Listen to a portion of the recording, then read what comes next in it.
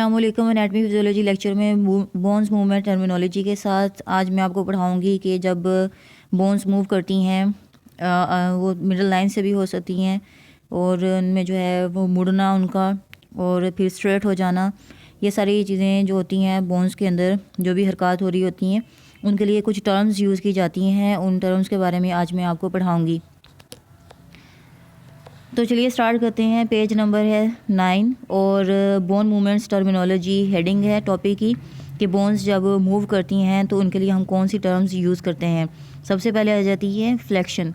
Flexion word जो है ना फ्लेक्सिबिलिटी से आया। आपको पता है फ्लेक्सिबिलिटी का मतलब होता है कि लचका होना। अगर हमारे बॉडीज़ में जो है मूवमेंट्स में लचक होगी तो इस वजह से हमारी जो बोन्स हैं वो मूव करेंगी एक जगह से दूसरी जगह पर। और बोन्स हमेशा किस वजह से मूव करती हैं? बोन्स जो होती हैं जॉइंट्स की वजह से मूव करती हैं, मतलब जोड़ों की वजह से। तो हमें ये देखना है कि बोन्स में जो मूवमेंट्स हो रही हैं उनके लिए हम कौन सी टर्म यूज़ करेंगे। अगर हमारी बोन्स जो हैं वो मूव करके फ्लेक्सिबल हो जाती हैं तो मुड़ती हैं, तो अब इसमें आ जाता है कि फ्लेक्शन टर्म यूज़ की जाती है। उसमें डिस्क्रिप्शन में दिया हुआ है bending movements in which angle between two bones decreases. अगर दो हड्डियों के दरमियान में एंगल या डिस्टेंस मतलब फासला जो है कम होता है और वो हड्डियाँ एक दूसरे के करीब आती हैं थ्रू जॉइंट्स, तो हम उसके लिए टर्म यूज़ करते हैं फ्लेक्शन की। मतलब फ्लेक्सिबिलिटी थी जिसकी वजह से हड्डियाँ एक दूसरे के करीब आ गई। जैसे आप यहाँ पे देख रहे हैं एग्जांपल में भी कि एल्बो जो है, एल्बो से आप जो है अपनी बाजू को शोल्डर की तरफ लेकर जा सकते हैं। आर्म फोर आर्म को आर्म की तरफ अगर आप फोल्ड करेंगे तो इससे क्या होगा कि इस मूवमेंट को हम क्या कहेंगे? फ्लेक्शन का नाम देंगे। डायग्राम या इमेज में भी आपको ये नज़र आ रहा होगा कि फ्लेक्शन क्या चीज़ है कि जब आप एल्बो के पॉइंट से, एल्बो के एंगल से मूवमेंट्स करेंगे और फोर आर्म की सामने वाले हिस्से के बाजू के शोल्डर वाली साइड पे या आर्म वाली साइड पे, तो हम इस मूवमेंट को कहेंगे फ्लेक्शन। इसी तरह से अगर आप हाथ को जो है हाथ की मुट्ठी बनाते हैं जिसे हम फिस्ट कहते हैं, तो उसमें भी क्या होगा कि फिंगर्स जो होंगी वो आपकी पाम की तरफ आ जाएंगी। इससे क्या होगा? इससे भी क्या होगा? मुड़ने की सलाहियत हुई, इस फ्लेक्सिबिलिटी थी जिसकी वजह से फिंगर्स जो थी वो पाम की तरफ आई। तो इस मूवमेंट को भी हम क्या कहते हैं? फ्लेक्शन का नाम देते हैं। इसकी और एग्जांपल फ्लेक्शन की आप नीचे वाले इमेज में भी देख रहे हैं जिसमें लेग जो है, अगर आप लेग को कहाँ किस पॉइंट से, नी वाले पॉइंट से, नी जॉइंट से जो है आप घुटने वाली जोड़ से पीछे की तरफ को मूव कराते हैं, पीछे की तरफ को अगर आपकी टांग फोल्ड होती है तो ये भी कौन सी मूवमेंट है? ये भी फ्लेक्शन है। इसके अलावा इसकी और एग्जांपल मैं आपको बता दूं कि जब आप रुकू की हालत में, जैसे आप नमाज़ पढ़ते हैं, रुकू में जाते हैं, तो उसमें भी क्या होता है कि आपका जो धड़ वाला हिस्सा होता है, बैक साइड जो होती है वो आपकी लोअर साइड की तरफ को मूव करती है। तो ये भी कौन सी मूवमेंट? ये भी बेंडिंग मूवमेंट है। इसमें बेंड आते हैं, इसमें भी क्या होता है? फ्लेक्शन होती है जिसकी वजह से आप रुकू की हालत में जाते हैं। इसमें भी आपके जॉइंट्स जो है आपको फ्लेक्सिबल मूवमेंट्स देने में, बोन्स को फ्लेक्सिबल करने में हेल्प करते हैं। इसी तरह से हम क्या करेंगे, हम इसमें अब एग्जाम्पल देखेंगे बेंडिंग द एल्बो कि अगर आप बेंड करते हैं, मोड़ते हैं एल्बो को, और clenching a hand into a fist, या आप उंगलियों को मोड़ते हैं पाम की तरफ। फिस्ट मतलब होता है मुट्ठी बनाने के लिए। तो ये क्या चीज़ है? ये एग्जांपल्स हैं फ्लेक्शन की, आर एग्जांपल्स ऑफ फ्लेक्शन। ठीक है। उसके बाद इसमें आता है कि एक्सटेंशन। अब एक्सटेंशन क्या है? जो एग्जांपल्स मैंने आपको फ्लेक्शंस में बताई हैं उन्हीं एग्जांपल्स में आप मुड़े हुए एंगल्स जो हैं बोन्स के दरमियान में, उन्हीं को अगर आप दोबारा से स्ट्रेटनिंग पोजीशन में लेकर आते हैं, स्ट्रेट कर लेते हैं, तो उसको हम कहते हैं एक्सटेंशन।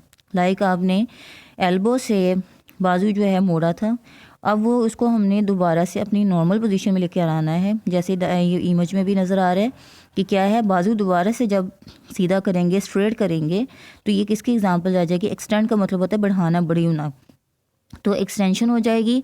और इसके अलावा जो हमने फिस्ट बनाई थी, जो हमने मुट्ठी बनाई थी, वो भी क्या है, दोबारा से हम फिंगर्स को खोल दें, दोबारा से पाम से हटा दें, दूर ले जाएं, तो ये भी किसकी एग्जांपल होगी? एक्सटेंशन की। रुकू से दोबारा से सीधे खड़े हो जाएं, ये भी एग्जांपल होगी एक्सटेंशन की। टांग जो पीछे को मोड़ी थी उसको सीधा कर लें, ये भी एग्जांपल होगी एक्सटेंशन की। एक्सटेंड मतलब हमने उस एरिया से उसको एक्सटेंड किया, बढ़ाया और उसे नॉर्मल पोजीशन में लेकर आए। तो मोड़ना और फिर सीधे कर लेना जॉइंट्स के थ्रू हड्डियों को क्या कहलाता है? फ्लेक्शन एंड एक्सटेंशन कहलाता है। नेक्स्ट हमारे पास आ जाती है मूवमेंट्स एबडक्शन एंड एडक्शन।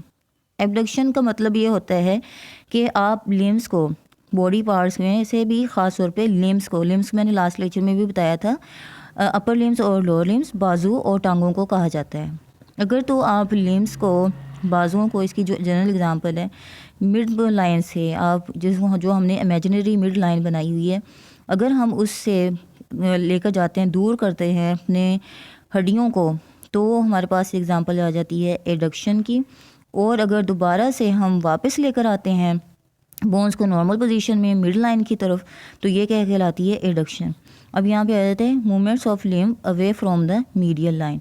अगर तो लिम्स को, मतलब बाजू और टांगों को आप मिड लाइन से दूर लेकर जाएंगे तो ये क्या कहलाएगी, एडक्शन कहलाएगी। एडक्शन का मतलब क्या है इसमें, ये अगर आप बाजू और टांगों को मिड लाइन से दूर लेकर जाएंगे तो ये एबडक्शन कहलाएगी। और एडक्शन में क्या चीज़ आ जाएगी, एडक्शन में आप बाजू और टांग जो मिड लाइन से अवे लेकर गए टुवर्ड्स द मिड लाइन लेकर आए तो उसको हम कहते हैं एडक्शन। इसमें यह एडक्शन की एग्जांपल है कि movements of limb towards the medial line, कि दोबारा से लिम्स का मीडियल लाइन की तरफ वापस आना क्या कहलाता है, एडक्शन। और movements of limb away from the medial line का मतलब ये है कि आप लिम्स को मिड लाइन से अगर दूर लेकर जाते हैं तो एग्जांपल्स आ जाती है एबडक्शन की। नेक्स्ट हमारे पास आ जाती हैं movements pronation and supination. Pronation में आ जाता है कि movements of four arm in which position that palm facing downward. Palm कहते हैं हथेली को। अगर आप हथेली वाला पोर्शन जो है, हथेली वाला हिस्सा जो है वो नीचे की तरफ को कर लें और हाथ की डोर्सल साइड ऊपर आ जाए तो हम इसे क्या कहेंगे, प्रोनेशन कहेंगे। दोबारा से इसको सुन लें कि movements of four arm in which position that palm facing downward, के हथेली वाला पोर्शन जो है अगर नीचे की तरफ को हो जाता है हम इसे कहते हैं प्रोनेशन।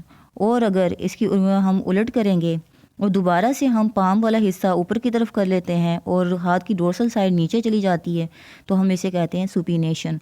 अब इसमें कहते हैं सुपिनेशन में क्या है, movements of four arm in which position that palm facing upward, कि अब जो पाम है इसका हिस्सा, इसका पोर्शन जो है हम ऊपर की तरफ कर लेते हैं तो ये क्या कहलाएगा, ये सुपिनेशन कहलाएगा। तो इसमें आ जाती है कि प्रोनेशन को हम अगर प्रोन वर्ड से भी आ जाए तो भी इसका मतलब यही होगा। और सुपिनेशन के लिए हम सुपाइन वर्ड भी यूज़ किया जाता है समटाइम्स। इन दोनों टर्म्स में सुपिनेशन भी यूज़ किया जाता है और स्पाइन भी यूज़ किया जाता है।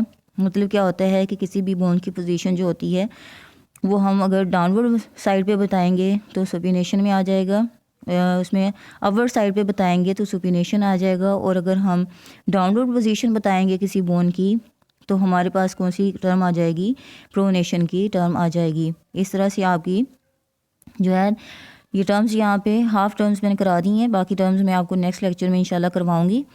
तो इसमें आ जाती है, सबसे पहले हमने टर्म्स पढ़ी थी दो, फ्लेक्शन एंड एक्सटेंशन। समरी इस लेक्चर की कि फ्लेक्शन में हड्डियों का मुड़ जाना अपने एंगल से ऑपोजिट डायरेक्शन में, तो हम इसे कहते हैं फ्लेक्शन, जिसमें हमने एग्जांपल्स की हैं, एल्बो की एग्जांपल भी की है, हमने फिस्ट बनाई हाथ की, फिंगर्स की, पाम की और फिंगर्स की फिस्ट में बदल जाना, मुट्ठी बनाना हाथ की, टांग का मुड़ जाना और जो है हमारे धड़ का जो है वो टांगों की तरफ मुड़ना।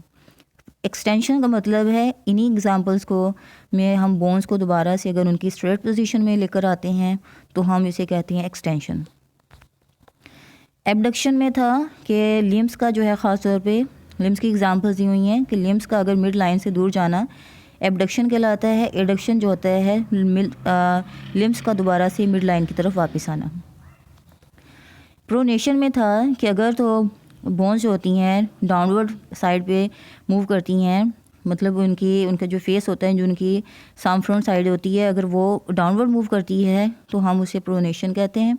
सुपिनेशन का मतलब होता है कि बोन्स जो होती हैं अगर अपवर्ड मूव करती हैं तो उसको हम कहते हैं सुपिनेशन कहते हैं।